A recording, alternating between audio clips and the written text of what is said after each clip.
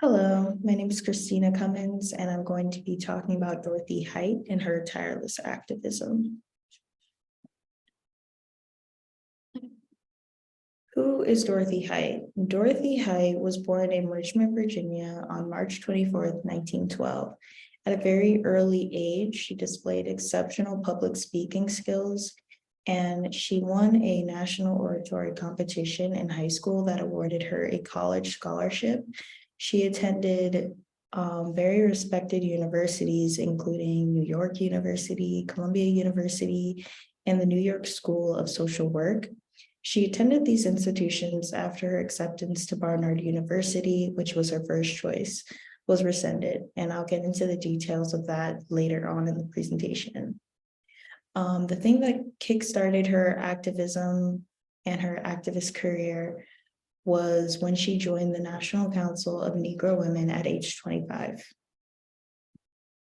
So taking a look into Height's philosophy, she definitely had impacts in both the civil rights movement and the feminist movement. So I wanted to highlight both.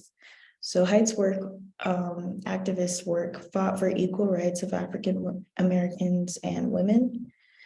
In the civil rights movement, she fought against lynching, promoted criminal justice reform, and in 1986, she hosted a Black family reunion through the NCNW as a project to help strengthen the African American family.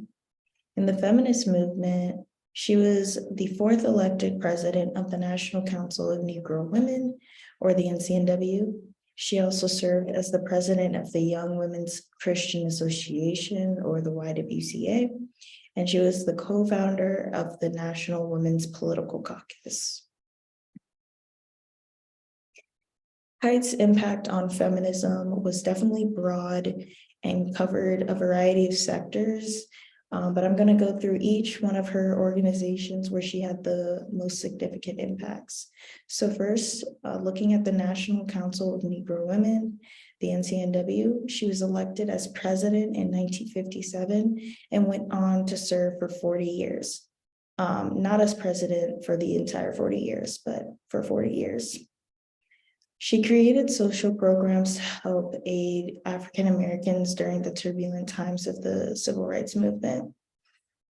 She had an initiative called Wednesdays in Mississippi, where she called for racially mixed groups of women in the South to dialogue about feminist issues. And this was definitely just a way to unite women of different backgrounds on a common issue. In the Young Women's Christian Association, her biggest impacts were that she integrated all the centers in 1946, and she established a Center for Racial Justice in 1965. Through the National Women's Political Caucus, she advocated for political mobilization of African American women. She was the only woman to work alongside the Big Six, which was a major civil rights group led by Martin Luther King Jr., and she offered the NCNW headquarters as a meeting space for civil rights leaders to plan the historical March on Washington. And although she was very connected with the Big Six and very politically involved and considered a civil rights movement leader, she was not asked to speak at the march despite her oratory skills. And I'll go deeper into that later on in the presentation as well. So some hurdles that Height faced definitely had to do with intersectional issues regarding her being Black and a woman as well. She was not allowed entrance into Barnard University, as I previously mentioned, because the Black student quota had been met, so they just didn't permit her an entrance. She also was not asked to speak at the March of Washington alongside Martin Luther King Jr., because she was a woman, and this was a very eye-opening realization for Height to be put in a different light, even by her Black male counterparts. The fact that she was a woman would prevent her from her voice being heard. So I have a quote here from Height where she said that men were happy to include women in the human family, but there was no question as to who headed the household. So this realization really helped or motivated Height to kind of include feminist values in her activist work. And it really motivated her to kind of help African American women be more prevalent in the political scene as well.